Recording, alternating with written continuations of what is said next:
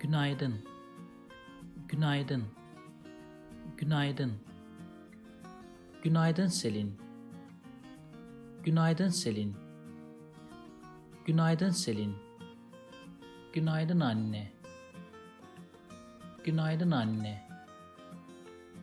Günaydın anne. Herkese günaydın. Herkese günaydın. Herkese günaydın. Günaydın, nasılsınız? Günaydın, nasılsınız? Günaydın, nasılsınız? Günaydın, iyi misiniz? Günaydın, iyi misiniz? Günaydın, iyi misiniz?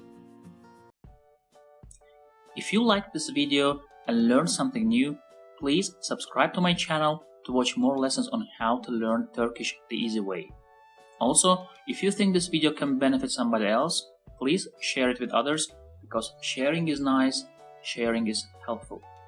Last, if you have any comment or request, please provide your feedback in the comment section below and I'll do my best to respond as soon as possible.